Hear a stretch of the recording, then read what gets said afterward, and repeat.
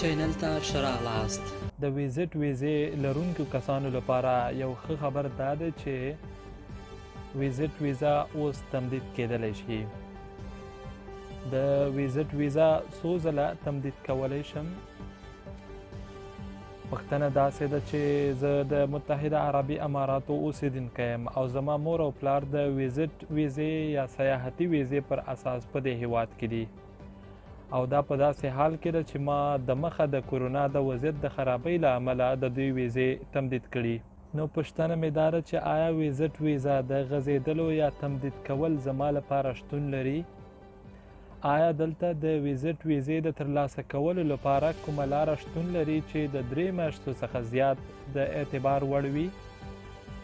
ستاسو پوښتنې ته په پام سره دا باید په یاد ولرو چې د متحده عربي اماراتو کې ویزټ ویزا یو شخص ته د 10 ورځو یا د 90 ورځو لپاره ورکول کیږي. د 10 ورځو ویزا ممکن د متحده عربي اماراتو څخه بهر سفر کولو نه پرته د 10 ورځو لپاره 2 ځله تمدید کولی شي.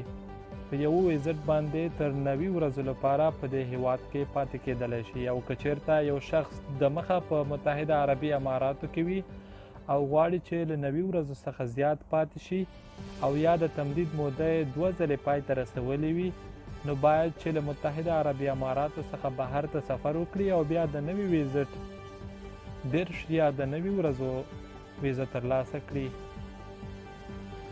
د 1983 فدرالي قانون د کډوالۍ او هستوګنې په اړه لکه څنګه چې په 1985 قانون سره سمون خوري، همدارنګه د 1996 او 2013 کال فدرالي قانون 18 نمبر کې راغلی چې هر هغه بهرنی شخص چې دې هیواد ته د ویزټ ویزې سره یا اجازه لیک سره داخلیږي نو باید د ویزې یا اجازه لیک د نیټې د پای ته رسیدو سره له دې هیواده بهر شي د فسخه کېدو له وجې نه یا د تاریخ د ختمېدو له وجې نه، پرته له دې چې د اوسېدو جواز ترلاسه کړي.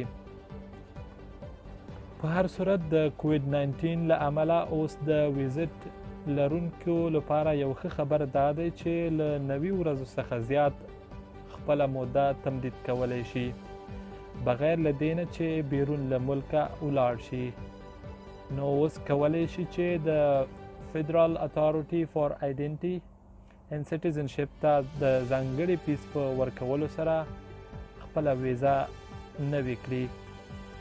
د نورو معلوماتو لپاره تاسو ممکن د GDRFA سره اړیکه ونیسئ. خبرونو، حقوقي او قانوني مسایلو سربیره جالب او دقیق معلومات زموږ له چینله ترلاسه کولی شئ. نو هیله ده چې مسافر چینل سبسکرایب کړئ او له نورو دوستانو سره شریک کړئ. ډیره مننه.